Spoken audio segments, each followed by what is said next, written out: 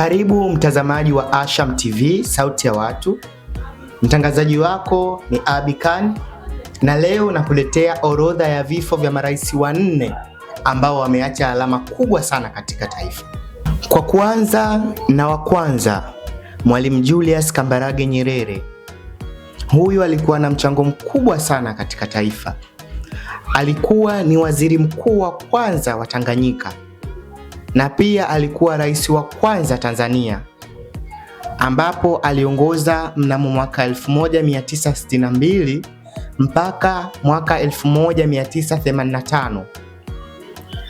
Alifariki mnamo tarehe 14 Oktoba 1999. Chanzo cha kifo chake kilijulikana kwamba ni saratani ya damu au leukemia. Alifariki katika hospitali ya St. Thomas iliyoko London, Uingereza.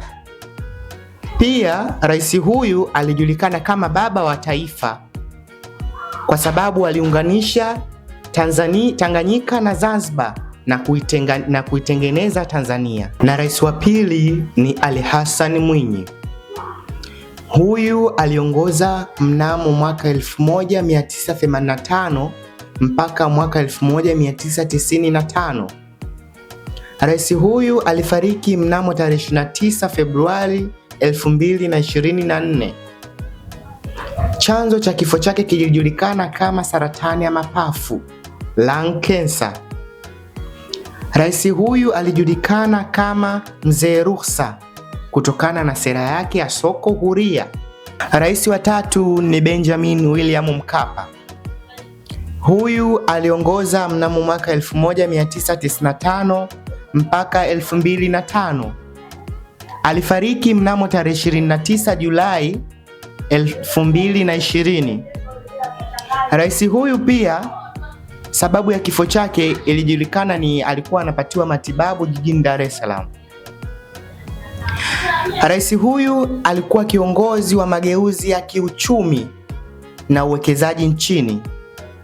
Pia alikuwa mchango mkubwa katika ujenzi wa daraja la Rufiji. Rais wa nne ni John Joseph Pombe Magufuli, ambaye ni rais wa awamu ya 5. Aliongoza mnamo mwaka 2015 mpaka 2021. Alifariki mnamo tarehe 17 Machi 2021. Sababu ya kifo chake ilijulikana ni matatizo ya moyo, heart complications. Rais huyu alijulikana kama bulldozer kutokana na usimamizi na ujenzi mkali wa serikali. Kwa muktadha huo, marais tulionao mpaka sasa ni Dr. Jakaya Mrisho Kikwete.